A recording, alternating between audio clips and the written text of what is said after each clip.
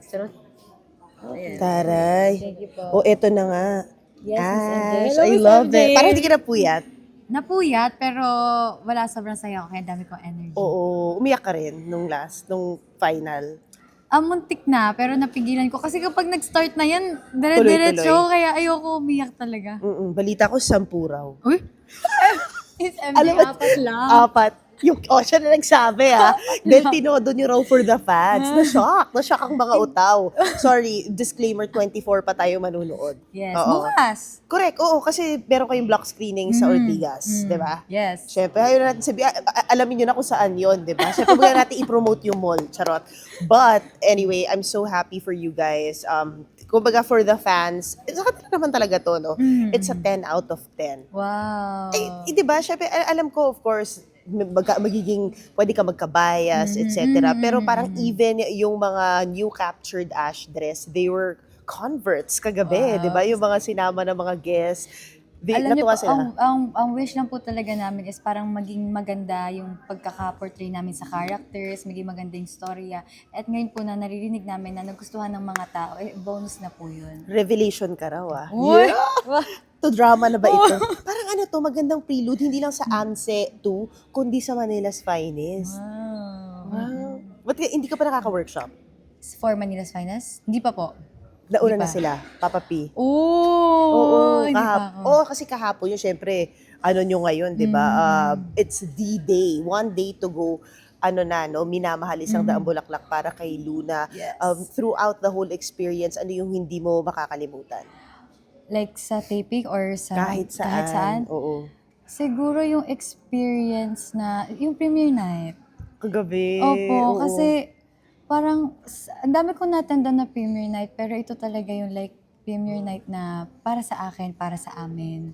Na yun, pumunta yung mga tao para sa amin, pelikula ko, tapos nandun yung parents ko, nandun yung family ko.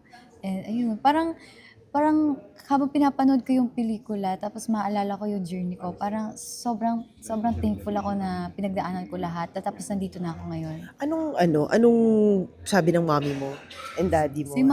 Congrats, nonchalant lang sila eh. Pero alam ko, happy sila talaga. Oo and naman, proud of sila. course. Ganun pala sila, nonchalant. Nonchalant lang sila. Oo. si baliktad ni Sir Aga. Oo, Talagang sobra. keyboard warrior din. I love it. Kagabi nakausap nga namin siya. At sinasabi nga niya na proud siya kasi nga si Andres, parang kahit ang daming lessons sa binigay niya, nung nakikita niya sa inyong dalawa at yung pagmamahal ng Ash dress sa inyo, parang it was all you guys. Sobrang nakakatuwa po. Lahat ng nangyayari ngayon, sobrang grateful lang talaga kami ni Andres. Kasi kahit siya, alam ko, hindi niya rin na-expect na aabot sa ganito. Si Andres daw wasn't feeling well? This past few days po, opo, since nung nag-ilo-ilo pa kami, opo. Nagbabadya na. Oo, Kaya pala nagsa-start naiiyak na. siya. Charot! Oo, nabisto mo siya dun, friend. Ay, Nabisto mo siya dun. Kasi kagabi, di ba, nung paglakad niya, parang siguro nakita niya lahat ng press. nagkatitingnan ko nga na sabi ko, huwag kayo iiyak. Hindi na, okay na ako. Nakakatuwa. Pero alam mo, nakakatuwa kasi parang binubuhat niyo yung isa't isa. Opo, nagtutulungan Even po sa scenes. talaga kami. Kasi minsan, at saka yun yung maganda kay Andres talaga, like alam niya kung kailan ako mahina, tapos tinutulungan niya ako. Wow. Promise! Grabe. Oo, ang galing niya kasi magbasa. Kahit di mo sabihin, bibigay niya. Alam mo, dati kinilig kami nung 13 yung kissing scene sa na tinake nyo para sa Yung first ever sa AMSE 1. Opo. Dito, 4 kissing scenes ang published. Charot. Ang nasa final edit. Pero ilan talaga yon? Ay, di ko binilang po. Pero Pero sobrang... siguro pag may mga kissing scenes naman, siguro 2 or 3 takes lang. So 4 times 2 or 3. Yun ang sagot. So sobrang panatag na kayo.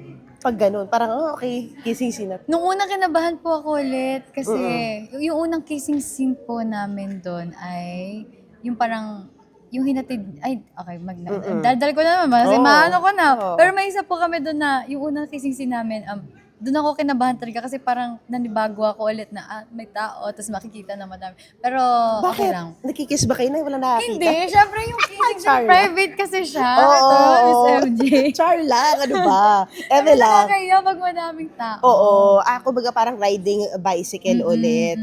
Grabe. And then, yung tomorrow, no, it's gonna be the start of block screenings. Anong mga gusto mo sabihin sa Ash Dress na pupunta sa mga nagpapa-block screening pa? Siyempre, walang sawang pasasalamat. Alam ko, baka isipin nila paulit-ulit na lang sinasabi namin. Pero salamat talaga kasi alam talaga namin sa puso't isipan namin na hindi talaga kami makakarating kung nasan kami ngayon, kundi dahil sa support na binigay nila since day one talaga.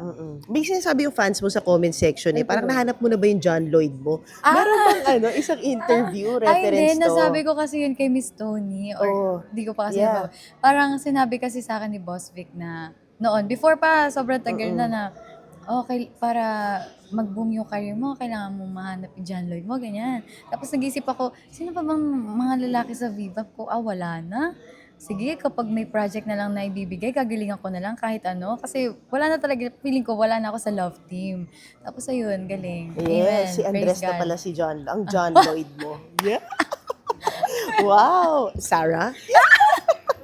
Uy, kumakanta ka rin. Sir. Oo, I love it. Ako baka umacting tayo doon. I love it. But wait lang. So, alam mo, parang paghahanda rin to kasi ang mutya ng Section E. So, Ash Dress is not stopping. Yes, hopefully. What do you mean? Hopefully. Like, Kasi tuloy-tuloy. tuloy-tuloy. Tapos Mas tuloy-tuloy pa si sana. Direk Theo pa rin ba yung... Hindi na po. Oh, bakit? Ano nangyari? Ewan ko lang po. Siya Pero pa yung sayang. out of your, it's a prod decision. Sayang naman. Sayang nga eh. Sino na yung director? Si Direk Peter. Oh. Hindi, Peter? Peter San. Ah, Yes. wow. Yung nag-direct na A Very Good Girl po. Of course. Yes. Ay, oh my gosh. I love it. So, may pagka-Gen Z ang atake. Tsaka sakto Oo, din kasi at out mas, of this world. di ba yung dark side Oo, na. correct. Oo. So, Naku, humanda na. Rar. Oo. And not only that, ayan, mag-live na po kami. So, i-continue na natin doon. Amen. Oh, chikahan pa doon. Thank you, Ash. Sabi